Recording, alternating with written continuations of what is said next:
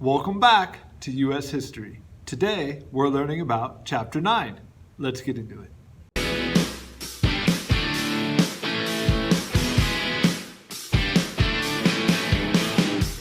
All right, so in Chapter 9, we're going to learn about the Revolution of 1800.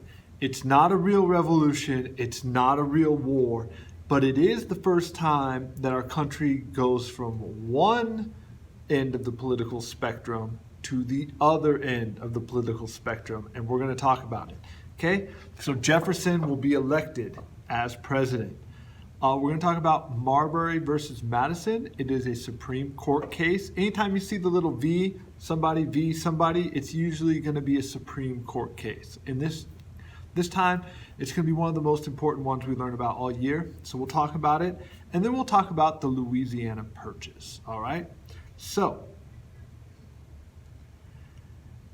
how does Jefferson strengthen the power of the central government? This is a key tenet that we're going to talk about today. Jefferson believes in a smaller government. Jefferson believes in a strict interpretation of the Constitution. However, he's going to be presented with this opportunity to buy a giant piece of land, the Louisiana Purchase.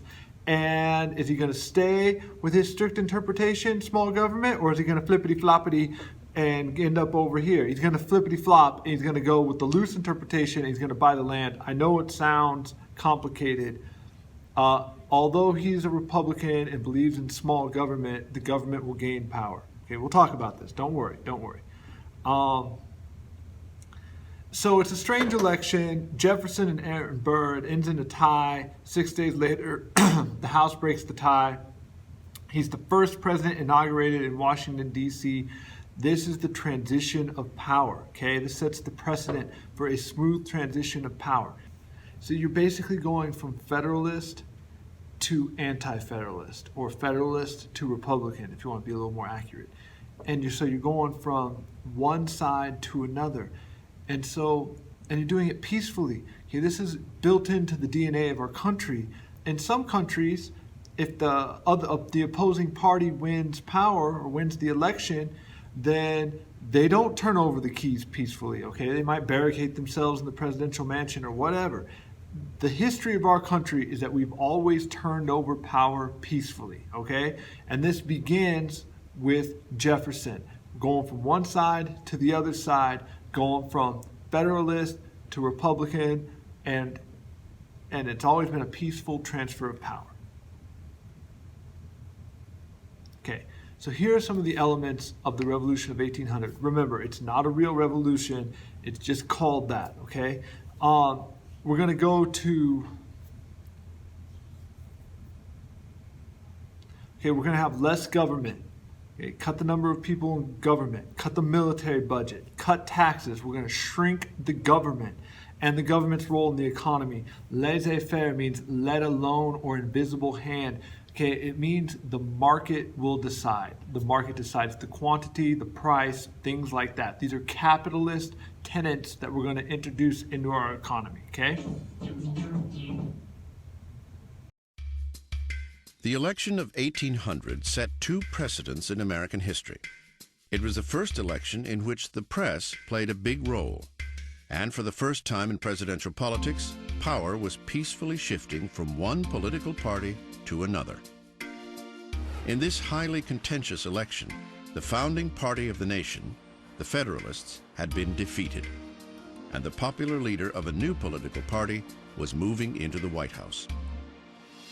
Number 3, Thomas Jefferson, Democratic Republican, 1801 to 1809, 58 years old, from Virginia. Thomas Jefferson was the first president inaugurated in Washington. On the day of his inauguration, Thomas Jefferson walked to the unfinished Capitol to deliver his inaugural address. In one of the most important statements ever made by a president in any inaugural address, he tells the assembled group, "We are all Federalists. We are all Republicans." But Jefferson did not intend to follow the Federalist model for the presidency. Jefferson believes that his election was virtually a second revolution. He thought the government was going down a very bad path under the Federalists. He thought he'd saved it. Jefferson believed the Federalists had put too much power in the central government. He vowed to reverse that. Well, it's the old adage, of course, a Jeffersonian adage, that government is best which governs least, except when you're elected to office. He was a remarkably casual man who sometimes greeted guests in his slippers. He was also eccentric and secretive. Such was the self-styled character of Thomas Jefferson. Jefferson viewed himself and presented himself as a man of the people. Somewhat ironic, again, because here is Mr. Jefferson, who lives in perhaps the most elegant home in all of America, Monticello. He's hardly a man of the people. But on the other hand, he has this ability to connect and to make this pretense, to make this image of this Democrat with a small d. To help spin this image, Jefferson adopted a casual tone for protocol and official behavior at the president's mansion. It was said that if you went to the White House, quite often Mr. Jefferson himself would open the door. Jefferson also ended the formal state dinners established by Washington and continued by Adams. Instead, he hosted informal supper parties, where guests could sit anywhere they pleased. Even at the same time that Jefferson is symbolically downgrading the office, he is using it very effectively, and he calls the tune. President Jefferson was a quiet but effective manager who preferred working in the privacy of his office than in the public eye. He does not give his annual messages to Congress as speeches in person. He doesn't do that. He sends them written messages instead. He did not like to give public addresses. He was not a good public speaker. He had a very, very soft voice, apparently. But he was definitely a brilliant and cunning politician. He is brilliant at using power in a way that people don't know that he's using it.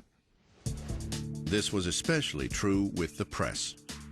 Jefferson handled the press very, very well. He understood the importance of the press. The press, however, didn't always give him a free pass. In 1802, a tabloid writer of the day reported Jefferson's alleged affair with Sally Hemings, one of his slaves. He's mentioned by name by James Callender, and that's the first time Sally Hemings' name appears in the newspaper. Freud would have a field day with this. Sally Hemings is the half-sister of Martha Wales Jefferson, who was Jefferson's wife. She is the daughter of Martha's father and a slave woman. Jefferson skillfully managed the scandal by doing nothing. Thomas Jefferson never responded to any allegations, any accusations of his relationship with Sally Hemings or with anyone else. Jefferson simply ignored it. Early spend control from a master politician. I mean, if more people could follow that prescription, people wouldn't get into the trouble that, they get into by talking too much. Jefferson never talked about anything that he didn't want to talk about. Hammer him with this.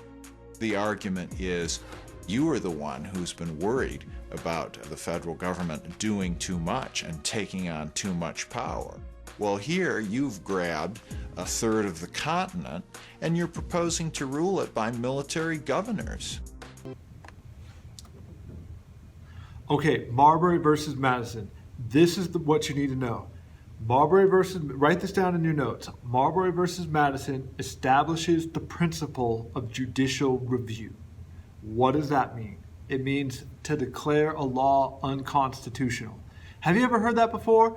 I declare this law, or we declare this law unconstitutional. Have you maybe heard that phrase? Okay, where does that come from? It comes from this court case, Marbury versus Madison. Yeah, exactly. So you don't need to know all the details. Jefferson orders Madison to work on these appointments. The appointments don't get delivered. So in other words, he deserves to be appointed to his office, and they're sitting on the desk, but he won't serve him up. He won't give him the office. He goes, what appointments? Oh, it's on my desk. I can't find it. What are you talking about? Okay. He sues. It goes to the Supreme Court. The Supreme Court says, look. we can't actually rule on this case because the Judiciary Act of 1789 gives us too much power. And because it gives us too much power, we declare that law unconstitutional, and therefore we can't hear the case. He says that law gives us too much power, so we declare it unconstitutional, which is that's giving them more power. It's kind of interesting. I hope I didn't confuse you, but that's giving them the power to declare something unconstitutional, which isn't necessarily explicitly expressed in the Constitution. If I confused you, don't worry. It's okay. Just remember, Marbury versus Madison equals judicial review, which means the right to declare a law unconstitutional. Let's keep going before you get stuck. Okay, here's a quick video. Some scholars have called it the most important case in the history of the Supreme Court. What started out as a minor matter about federal jobs turned into a legal decision that resonates to this day. You want legal drama? You got it. This is the story of Marbury versus Madison. In 1800, Thomas Jefferson defeated John Adams in the presidential election. Just before he left office, Adams appointed a bunch of judges from his Federalist Party to the District of Columbia courts. These appointments were approved by the Senate and signed by the president. Great, but there was a holdup. The last step before these judges could take office was a commission, a formal piece of paper that said essentially, this is their job and these guys are good to go. These commissions hadn't been delivered yet, which meant the judges couldn't start their jobs yet. And when President Jefferson took office in March of 1801, he said, not so fast on those commissions. He had his Secretary of State, James Madison, keep them from being delivered. One of those prospective judges was named William Marbury, a Federalist Party member from Maryland. Marbury said, no fair, I want my judge job, and he brought the case to the Supreme Court. Marbury wanted the court to issue a writ of mandamus. That's legalese for a court order. Marbury wanted the court to order Madison to show why he couldn't get his commission. In 1803, Supreme Court Chief Justice John Marshall himself, a Federalist appointed by John Adams, ruled on the case of Marbury versus Madison. He saw this as an opportunity to establish some important legal precedents, decisions that extended way beyond whether or not Marbury got his job. First, Marshall ruled that Marbury had the right to receive his commission. So that means I get my judge job, right? Relax, Marbury. Marshall also ruled that Marbury had a right to remedy, to have his wrong righted. Okay, so I get my job. Yeah, not so, relax, Marbury, chill out, buddy. There was a third part to Marshall's decision, and this is what made Marbury versus Madison so important. Marshall ruled that the Supreme Court didn't have the power to make Madison hand over Marbury's commission. So wait, what? In making his ruling, Justice Marshall had the court rule on itself. Marshall brought up the Judiciary Act of 1789. This was a law that gave the Supreme Court the power to rule in cases just like this. But Marshall ruled that Section 13 of this law violated the Constitution because it gave the court powers the Constitution said it shouldn't have. Long story short, it wasn't the Supreme Court's place to rule in a decision like this. In striking down the Judiciary Act of 1789, Marshall also struck a blow against the authority of Congress. The Constitution, as Marshall put it, was the supreme law of the land. Whenever Congress and the Constitution were in conflict, the Supreme Court would turn to the Constitution. This is called judicial review, and it's been an important function of the Supreme Court ever since. In relinquishing the power it was granted in 1789, the Supreme Court defined its emerging role for the young nation. The court staked out its claim as a branch of government equal to and independent of Congress and the executive branch. All that from a case about someone's paperwork not getting. All right, let's take a look at some maps. Here is the USA at this time period. Very good. Okay. What's missing is, look right down here. We don't own that, and that's important. That's New Orleans. So you remember Ohio River Valley.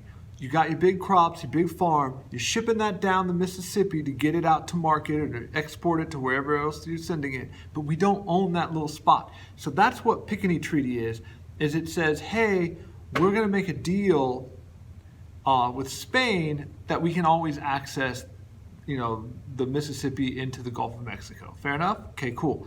Here's the problem. Spain makes a deal with France a few years later, and the fear is we're going to lose access to New Orleans, and we got to have that access, okay? So they send this delegation to France to make sure we can get access to New Orleans. But France has lost control of their island of Haiti and needs some money. And they say, why don't we just sell you this whole thing? Let's learn about Haiti real quick. Let's pause here. I'm driving on the road that separates Haiti from the Dominican Republic. Right here. It's the border that divides two very different countries.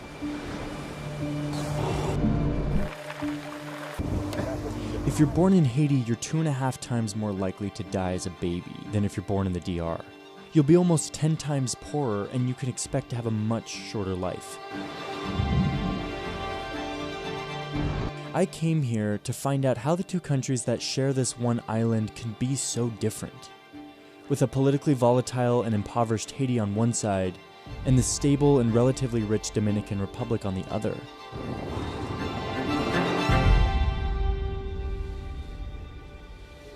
How did this line produce two totally different worlds?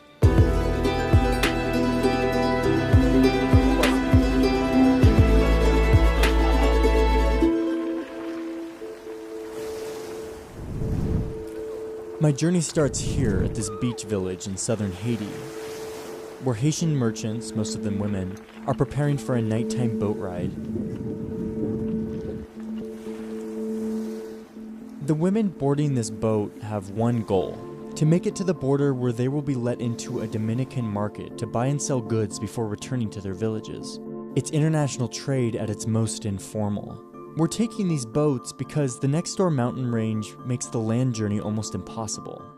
These worn-out wooden boats have been making this exact journey twice per week for decades, and yet the process remains chaotic and unorganized, as if it's happening for the first time.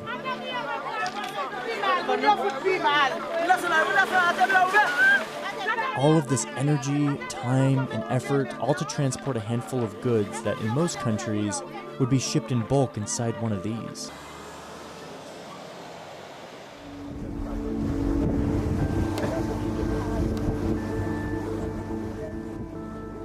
We make this 7-hour journey to the border town, arriving around 4 a.m. The sun rises and we walk to the border market. This market was established right on the border as a partnership between the two nations to give vendors from both sides a place to buy and sell on equal footing. As we approach the border, I quickly realize that's not what's happening here. So I'm looking across the border right now into the market, and you can see that Dominicans are already setting up. This is one of the big complaints of the Haitians. They're stuck on this side, waiting to cross the border, and the border guards are just delaying it. And meanwhile, the Dominicans are able to set up and get the best spots.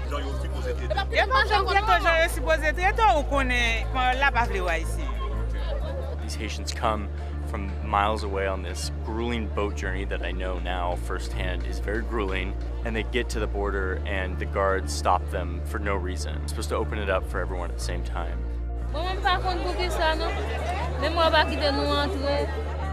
The guards keep the Haitian women from crossing, not letting anyone know how long it will be.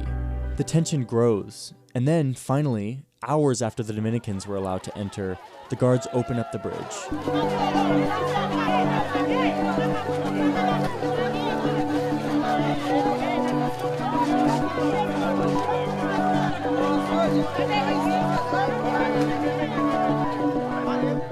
They buy and sell for the day before returning to the boats to make the journey home. The grueling boat journey, the senseless discrimination, it embodies the asymmetry that exists on this island. Watching it happen, it's impossible not to ask how it got like this.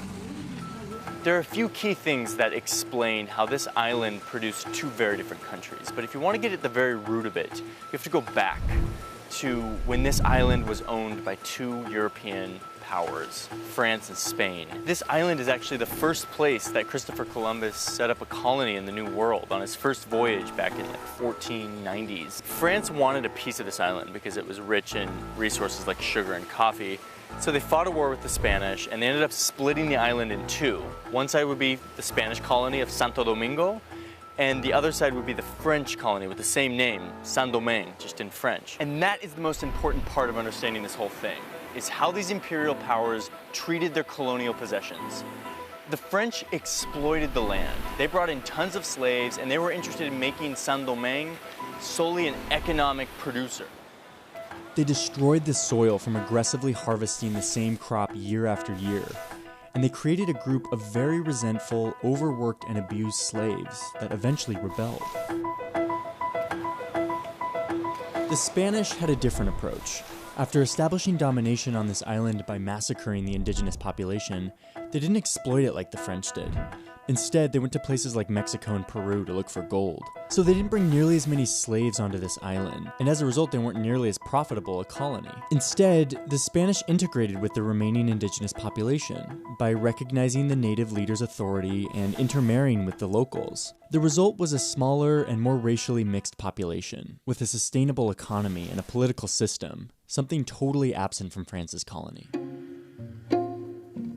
This becomes really important in the early 1800s when independence comes around.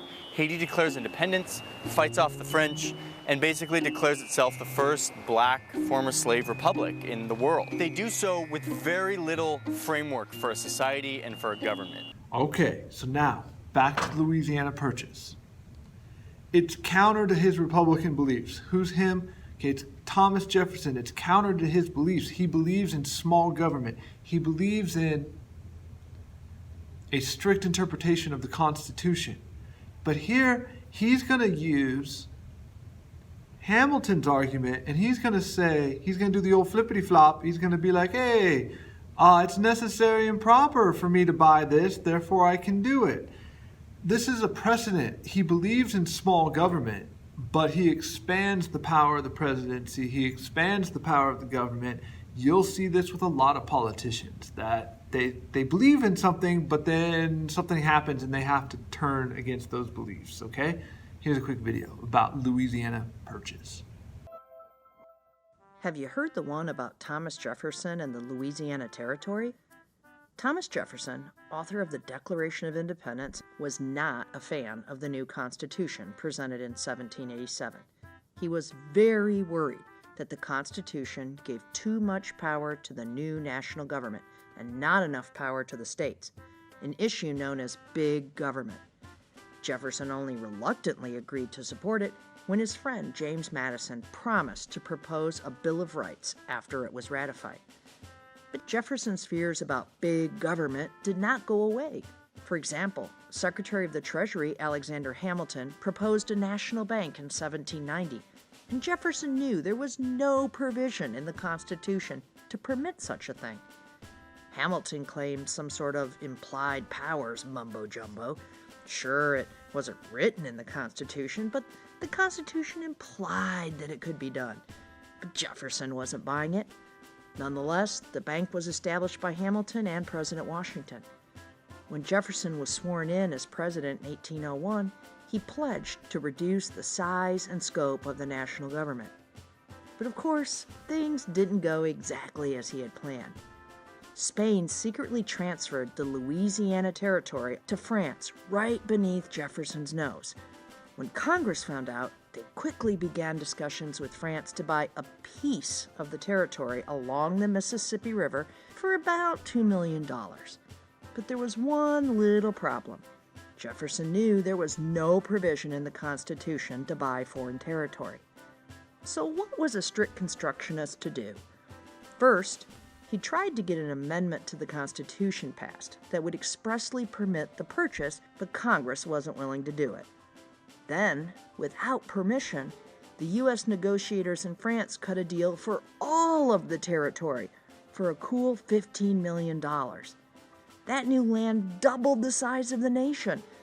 Now Jefferson was really stuck. He knew that the territory would be a great acquisition for the country, providing lots of new land for farmers and other settlers, but how could he constitutionally justify it? In the end, Jefferson turned to the argument used by his old foe, Alexander Hamilton. He claimed that the power to purchase the territory is implied in the Constitution's treaty-making power. This was the exact argument that he had mocked openly a decade before. so it must have crushed his pride to have to use it. But more importantly, he may have committed the biggest big government play ever. How ironic is it that one of the biggest opponents of big government doubled the size of the young country and did so while openly questioning its constitutionality? At $15 million, which is about 3 cents an acre, it has been called by many the greatest real estate deal in the history of the United States. All right, welcome back. So let's look at these precedents. These are important. Okay, the Whiskey Rebellion, remember that?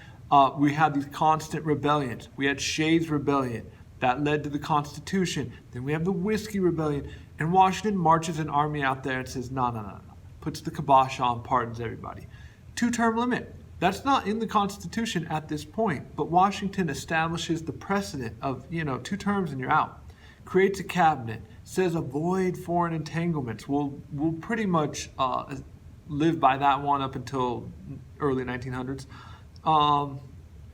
Peaceful transition of power, so far so good.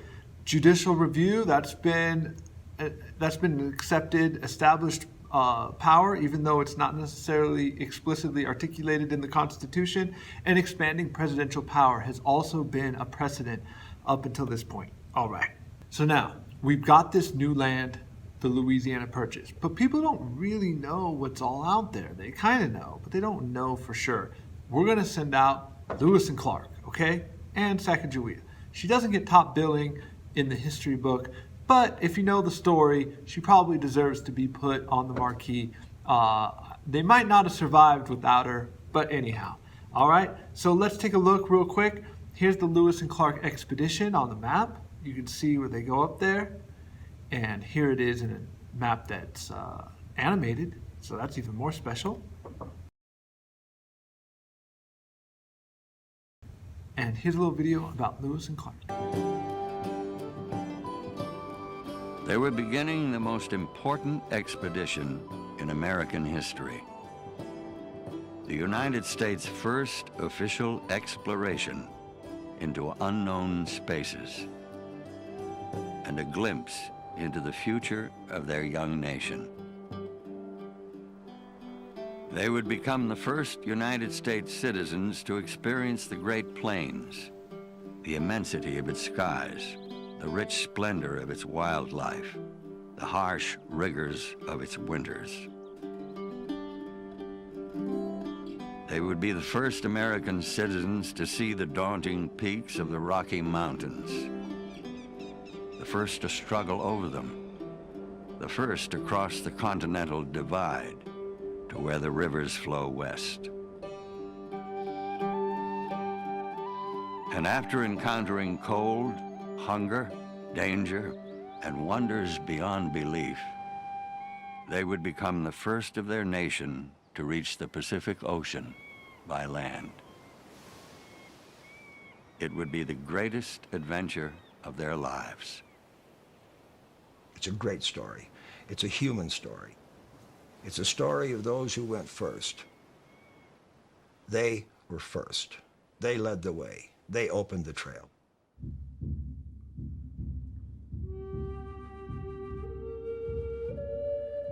The best authenticated accounts informed us that we were to pass through a country possessed by numerous, powerful, and warlike nations of savages, of gigantic stature, fierce, treacherous, and cruel, and particularly hostile to white men. Sergeant Patrick Gass. They would tell people who had been occupying the land for hundreds of generations that the West now belonged to someone else. Yet they would meet more friends than enemies, and only once fire their guns in anger. They carried the most modern weapons of their time, but in their 2 moments of greatest need, women would intervene on their behalf. And time again, they would be saved by the kindness of strangers. All right, and there's Sacagawea on the Sacagawea dollar. I don't think they have those anymore. It was really close to the size of a quarter, and I think people got confused, so they don't have that anymore. Okay, today we're talking about a couple of things that are more obscure, but they're still on the test. I definitely want to emphasize at this point, you should know what the Louisiana Purchase is, and you should understand Jefferson's dilemma, whether he buys it or doesn't buy it, strict interpretation versus loose interpretation of the Constitution. That's your big money. Hopefully you know that. Okay, we'll talk about the Marbury States. We'll talk about Tecumseh, love Tecumseh, and then the War of 1812. I'll tell you what I know, and it's not a ton. Okay, so the Barbary Coast refers to North Africa, and they have pirates, all right? And for me, the main part of this is from the Marine Anthem, where they're, from the shores of Montezuma. From the halls of Montezuma to the shores of Tripoli. From the halls of Montezuma to the shores of Tripoli.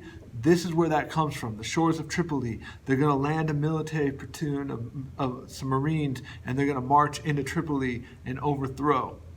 So what happens? The Barbary pirates were demanding tribute, which is money, and Jefferson stops paying the tribute. They land the Marines in Egypt, and they march all the way to Tripoli. And that's where the song comes from. For centuries, Barbary pirates from northern Africa had been capturing ships and enslaving citizens around the Mediterranean Sea and beyond. The Barbary states comprised of Algiers, Tunis, Tripolitania and Morocco. Although Morocco was independent, the other three states lay under Ottoman control. However, their leaders acted somewhat independently. By the late 18th century, their power was dwindling, but European countries still feared the pirates and offered them tribute in return for peace. So, when America achieved its independence, their ships were no longer protected, and US ships were quickly captured by Barbary pirates. The Americans ended up paying over 1/6 of their national budget to end the Algerian captivity crisis and towards tribute for free passage through the Mediterranean. This crisis resulted in the creation of the US Navy and a resentment of the North African states. From 1798 to 1800, the Americans fought revolutionary France in the Quasi-War at Sea, which gave their new navy valuable experience. And then, in 1801, when Thomas Jefferson became president, the Pasha of Tripoli, Yusuf Karamanli, demanded that he should be paid as much tribute as the other Barbary states. Jefferson declined this, so war was declared in May 1801.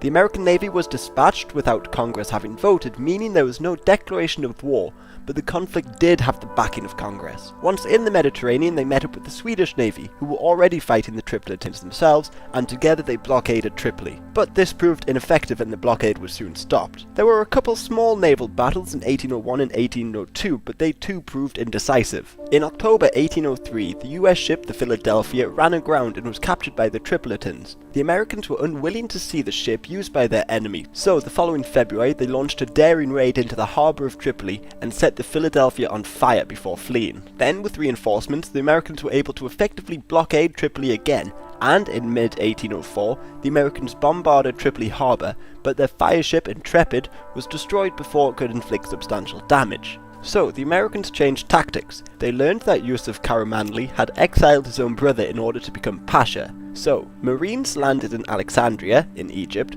gathered a group of about 500 mercenaries, and marched on land with the intention of capturing Tripoli and replacing Yusuf Karamanli with his brother. In late April 1805, they arrived at and successfully captured the city of Derna. Karamanli, now facing the prospect of an invasion of Tripoli, sued for peace. The Americans agreed to pay the ransom for all the hostages that had been taken, but would no longer pay tribute. However, soon after the war, in the chaos of the Napoleonic Wars in Europe, US shipping was attacked once again, this time by the Algerians. But by this time, the Americans were focused on tensions with the British in North America and eventually the War of 1812. Knowing this, the emboldened Algerians refused the ransom payments and declared war on the US in 1812. It was only in 1815, when America ended its war with Britain, that President Madison dispatched the now large American Navy to North Africa. They arrived in June and quickly defeated the Algerians in naval battles and forced them to pay reparations. Now, America had free passage throughout the Mediterranean. Also, in the aftermath of the Napoleonic Wars, the European powers agreed to suppress the pirates.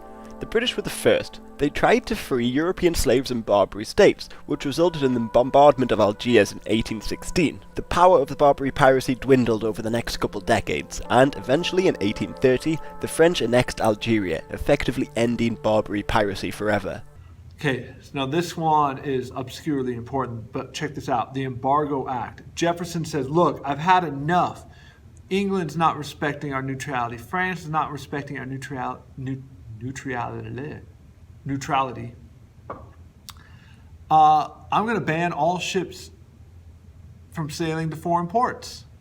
What's the problem with that? Well, what does capitalism say about trade? Trade equals wealth. And if you ban trade, what's going to happen to your wealth? Boo! Okay, it's going to go down. So he's not going to be very popular for making that decision. That's a poor economic decision. Exports fall from 109 million to 25 million. Okay, you lose a lot of money really fast. Now let's skip to Tecumseh. Okay, there's different. The European, the United States is expanding. The European presence on North America is expanding, and it's expanding into the Native American lands. And so there's different mindsets. There's different mindsets by the Native Americans on what to do.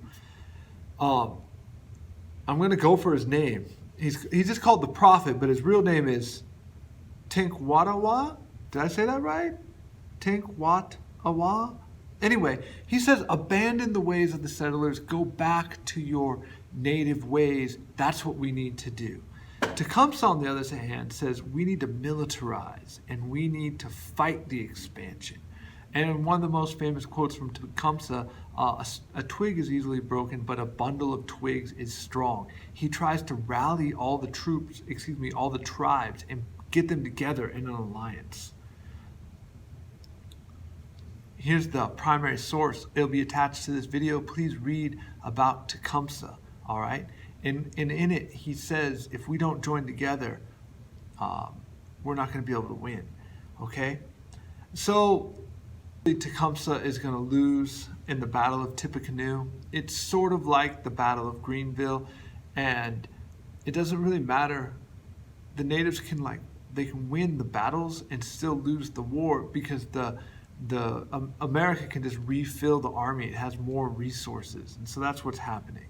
So the War of 1812 is the first U.S. declared war. It's between America and England, and it's because of impressment primarily. Do you remember what impressment was? Okay, forcing people to serve.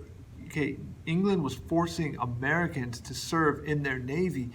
And sometimes the people on the ship, you'd be out at sea, are you from England? Why aren't you serving? Oh no, I'm an American. There's no way to know and to identify if you're truly an American or not. You didn't have your ID card back then. And so this impressment is happening. Also, England is always toying with the Native Americans, giving them guns and having them fighting covert battles and stuff like that. And this leads to the War of 1812.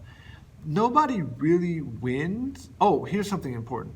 Star Spangled Banner. Okay, this is where the Star Spangled Banner is written. The British ships are bombarding the harbor in Baltimore, and Francis Scott Key writes, in the morning the flag was still there. This is where the Star Spangled Banner comes from.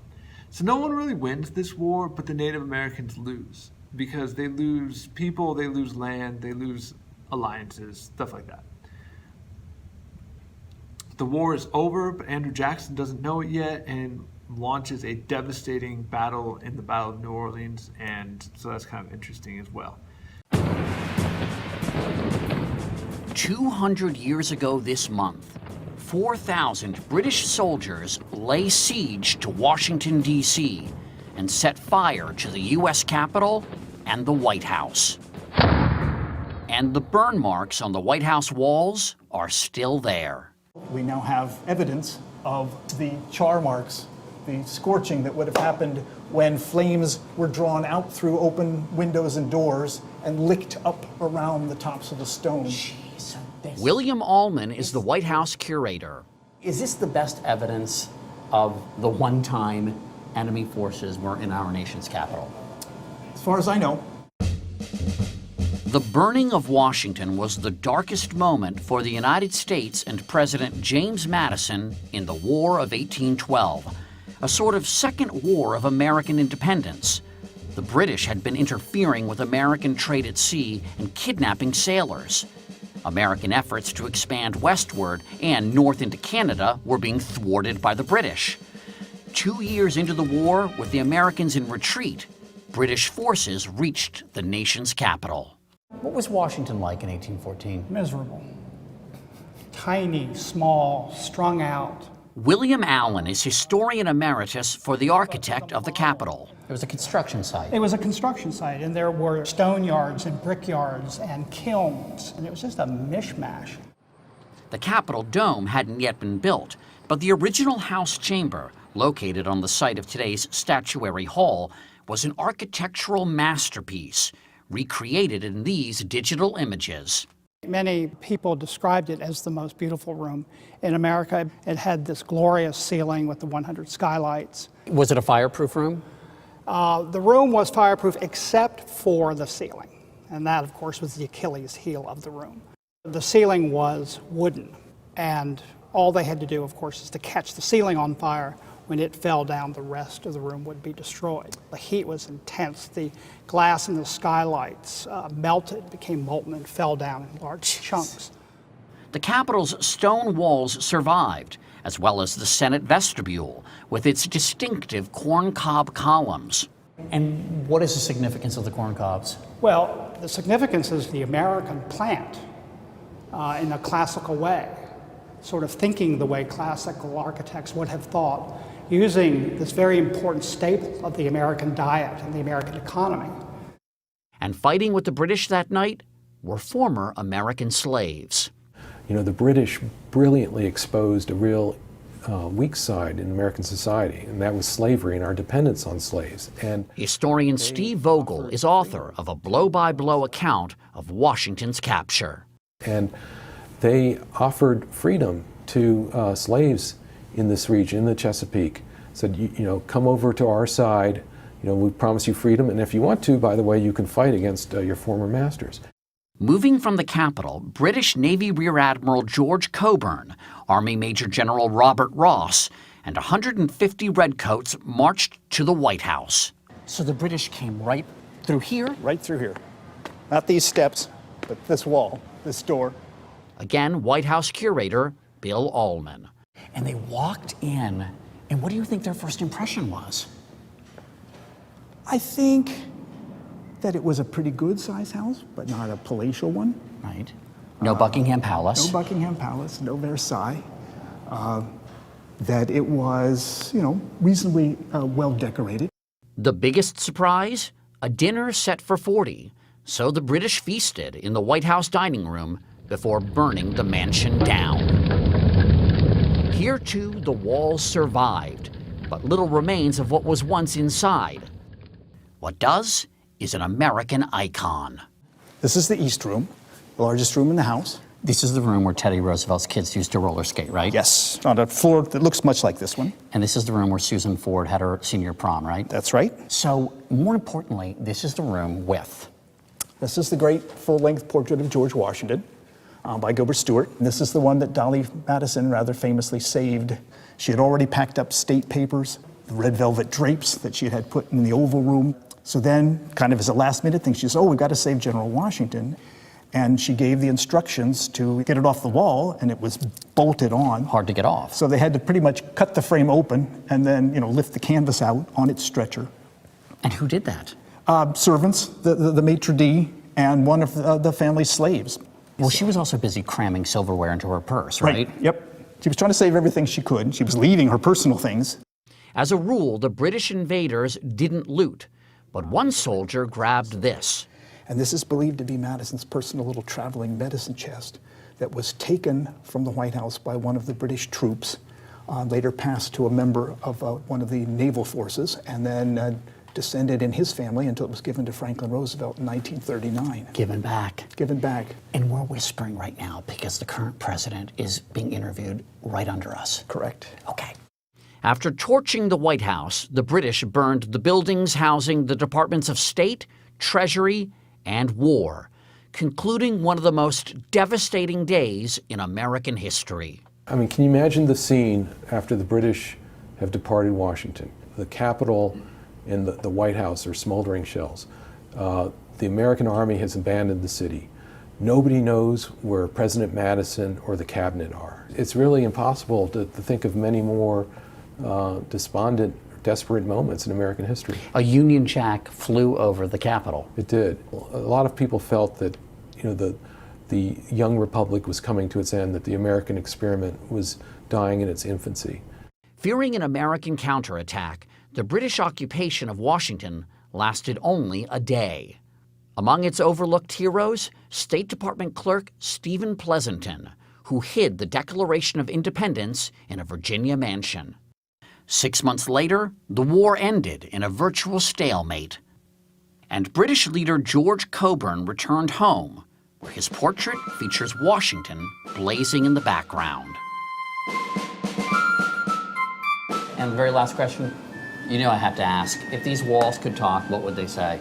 You know, the War of 1812 isn't that well known, but I think if these walls could talk, they'd say, well, we're certainly happy that we're still standing here, that we're still occupying this spot, and that the presidents have lived here 200 years since the fire. You know what I think they'd say? Ouch. All right, welcome back. So next time you've got a quiz. If you need to, you can watch this video again. Make sure you take notes and whatnot, and have a great day.